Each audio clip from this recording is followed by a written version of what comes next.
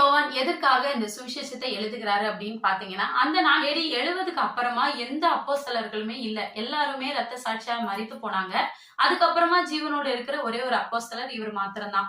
இவரையும் கொலை செய்திருவாங்க அப்படின்னு சொல்லி எந்த நேரத்துல வேணாலும் இவரை பிடிச்சிட்டு போய் இவரை கொலை பண்ணிடலாம் அப்படிங்கிற ஒரு சூழ்நிலை இருக்கும் போல இவர் மற்றவர்களால் அதிகமாய் சோதிக்கப்பட்டு, நீ கிறிஸ்துவை ஏற்றுக்கொள்ளலைன்னா, நீ கிறிஸ்துவ மறுதளிக்கல அப்படின்னா நான் உங்களை சித்திரவதைப்படுத்துவோம் அப்படின்னு சொல்லி இவரை ரொம்ப கொடுமைப்படுத்துறாங்க. பல முறை அடித்து, மரத்துல கட்டி வைத்து அடித்து, இவர் ரொம்ப கஷ்டப்படுற அளவுக்கு அநேக முறை இவரை மறிக்கிற சூழ்நிலையில வரைக்கும் அங்க இருக்கிறவங்க கொண்டு போனாங்க. ஆனாலும் கர்த்தர் இவருக்கு ஜீவனை அதிகமாய் கொடுத்திருந்தமா இருந்தா, கொதிக்கிற எண்ணெய் கொப்பரையில கூட இவரை உயிரோடு போட்டாங்களாம். ஆனா இவருக்கு எதுவுமே ஆகலையாம். அதே போல இவர் மீது தீ வைத்தாங்களாம். ஆனாலும் இவருக்கு எதுவுமே ஆகலையாம். இவரை எப்படியுமே கொல்ல முடியல, இவர் சாகவே மாட்டாரு அப்படின்னு சொல்லிட்டு அங்க இருக்கிற ஜனங்கள்லாம் என்ன பண்ணாங்க, இவரை கொலை பண்றதுக்கு வேற வழியே இல்ல, இவரை நம்மளால கொலை செய்ய முடியாது அப்படின்னு சொல்லிட்டு பத்மு என்கிறதான தீவுல கொண்டு போய் இவரை நாடு கடத்திட்டாங்க. அந்த தீவை குறித்து நம்ம பார்ப்போம்னா, அந்த தீவு கிட்டத்தட்ட 17 மைல் சுற்றளவு கொண்டதான ஒரு சிறிய தீவு தான். அந்த தீவுக்கு போனோம் அப்படின்னா அங்க சாப்பாடு இருக்காது, தண்ணி இருக்காது, எதுவுமே இருக்காது. அந்த தீவுக்கு போனவங்க யாருமே உயிரோட திரும்பி வரவே இல்லை அப்படி என்று சரித்திரம் சொல்லுகிறது. ஆனாலும் அந்த தீவுல நாடு கடத்தப்பட்டு இவர் சாகாம மறுபடியும் அவர் திரும்பவும் கடந்து வருகிறாரு. சோ தன்னுடைய முதிர் வயது வரைக்கும் கர்த்தருக்காக அவர் பக்தி வைராக்கியத்தோடு அவர் ஜீவித்ததை நம்மளால பார்க்க முடியும். இந்த பத்மோ தீவே நாடு கடத்தப்பட்ட அந்த சமயத்துலதான் வெளிப்பாடு புஸ்தகத்தை அவர் எழுதினாரு. அது மாத்திரமல்ல, அவர் தீவுல நாடு கடத்தப்பட்டு வந்ததுக்கு அப்புறமா 80க்கும் 95க்கும் இடைப்பட்டதான நாட்கள்ல இந்த சுவிசேஷத்தை எழுதியிருக்கலாம் என்று கருதப்படுகிறது.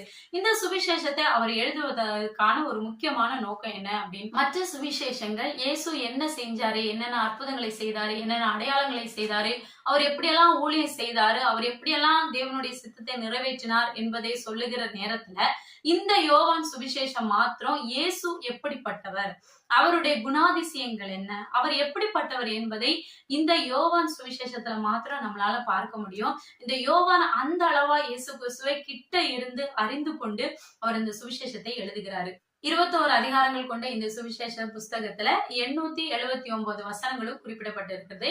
இதுல மெயினா எதை குறித்து இருக்கும் அப்படின்னு பாத்தீங்க அப்படின்னா, விசுவாசம் என்கிற வார்த்தை இந்த ஒரே புஸ்தகத்துல மாத்திரம் 98 முறைக்கும் மேல இந்த புஸ்தகத்துல கடந்து வருகிறது. அது மாத்திரமல்ல, இந்த யோவான் இயேசுவோடு கூட தனிப்பட்ட வகையில அவரோடு கூட செலவழித்த நேரத்தையும், தனிப்பட்ட வகையில அவரு இருக்கும்போது நடந்ததான சம்பவங்களையும் குறித்து கிட்டத்தட்ட 27 குறிப்புகள் இந்த புஸ்தகத்துல கொடுக்கப்பட்டிருக்கிறது. 7 என்கிறதான வார்த்தைக்கான ஒரு முக்கியத்துவத்தை இந்த புஸ்தகத்துல நம்ம பார்க்கலாம்.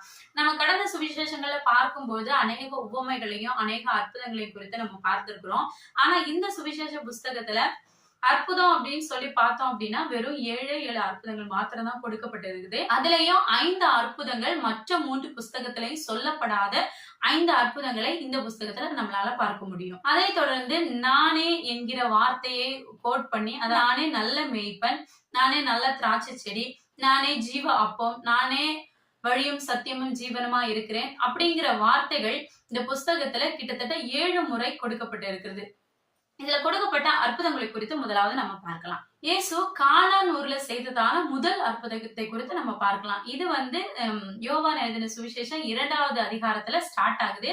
அங்கதான் இயேசுவினுடைய முதல் அற்புதத்தை, கானான் ஊர்ல தண்ணீர் திராட்சரசமாக மாற்றுவதை அங்க நம்ம பார்க்க முடியும். அதன் தொடர்ந்து 2வது அற்புதமாக கப்பர்நகூமில் ராஜாவின் மகளை அவர் சொஸ்தமாக்குகிறதை நம்ம இதுல பார்க்க முடியும். 4வது அதிகாரத்துல நம்ம அந்த காரியத்தை பார்க்க முடியும். 3வது பெதஸ்தா குளக்கரையில் 38 வருஷமாய் படுக்கையில இருந்ததான உடந்தனான ஒரு மனுஷனை இயேசு சென்று அவனை சொஸ்தமாக்கி அவனை படுக்கை எடுத்துக்கொண்டு நட என்று சொல்கிறதான அற்புதத்தை 5வது அதிகாரத்துல நம்மளால இங்க பார்க்க முடியும். அதன் தொடர்ந்து 4 அப்பம் 2 மீன்களை கொண்டு 5000 புருஷர்களுக்கும் மேற்பட்ட ஜனங்களுக்கு அவர் ஆகாரம் கொடுத்ததை 6வது அதிகாரத்துல நம்ம பார்க்க முடியும்.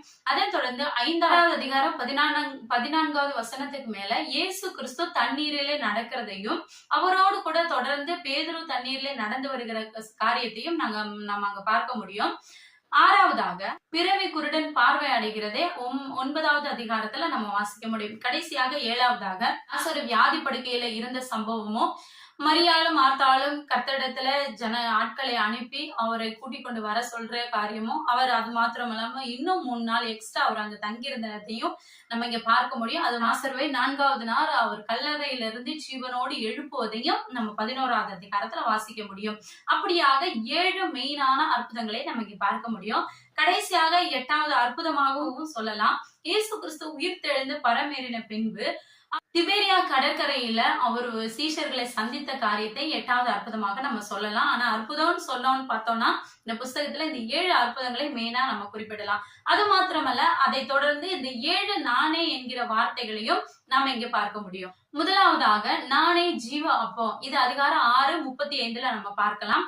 இரண்டாவதாக நானே உலகத்தின் ஒளி என்று 8வது அதிகாரம் 15வது வசனத்துல நம்ம இதை நானே வாசல் என்று 10வது அதிகாரம் 9வது வசனத்துல பார்க்க முடியும். அதன் தொடர்ந்து நானே நல்ல மேய்ப்பன் என்று 10வது அதிகாரம் 11வது வசனத்துல பார்க்க முடியும். அது மாத்திரமல்ல, நானே உயிர்த்தெழுதலும் ஜீவனமா இருக்கிறேன் என்பதை 11வது அதிகாரம் 25வது வசனத்துல நம்ம பார்க்க முடியும். 6வதாக நானே வழியும் சத்தியமும் ஜீவனுமா இருக்கிறேன் என்கிற காரியத்தை அதிகாரம் 14வது அதிகாரத்துல 6வது வசனத்துல நாம் பார்க்க முடியும். கடைசியாக 7வதாக நானே மெய்யான திராட்சை செடி என்று 15வது அதிகாரம் 1 வசனத்துல நம்ம பார்க்க முடியும்.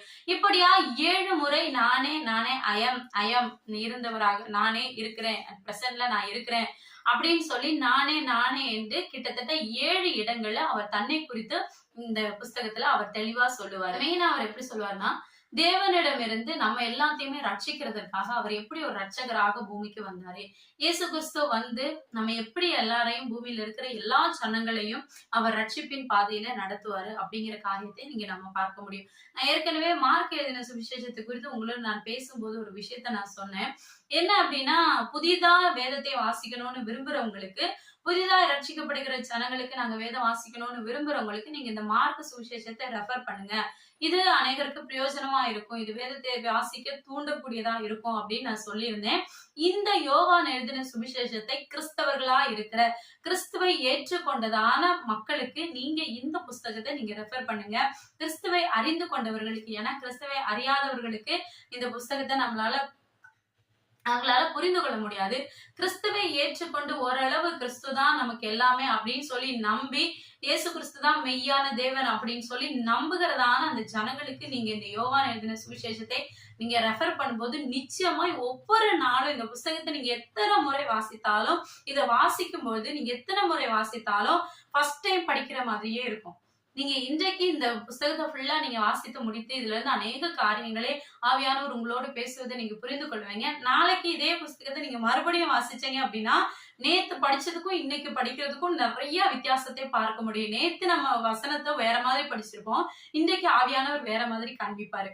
இந்த புஸ்தகத்துல ஆவியானவருடைய முழு ஆளுகை இருப்பதை நம்மளால பார்க்க முடியும். ஒவ்வொரு நாளும் இந்த புஸ்தகத்துல இருந்து நம்ம கற்றுக்கொள்ளுகிற காரியங்கள் அதிகமா இருக்கும். ஆவியானவர் நம்மோடு இடைப்படுவதை நம்ம அதிகமாய் கற்றுக்கொள்ளலாம். இந்த புஸ்தகம் கிறிஸ்தவர்களா இருக்கிற நம்ம எல்லாருக்குமே நிச்சயமா பிரயோஜனம் உள்ளதா இருக்கும். வேதத்தை படிக்கணும்னு விரும்புறவங்களுக்கும், வேதத்துக்கு கர்த்தருக்கு முக்கியத்துவம் கொடுக்கிறவர்களுக்கும் இந்த புஸ்தகத்தின் மூலமா அநேக வெளிப்பாடுகள் கடந்து வரும். கர்த்தருக்குள்ள நம்ம நாளுக்கு நாள் வளர்வதற்கு அது பிரயோஜனம் உள்ளதா இருக்கும்.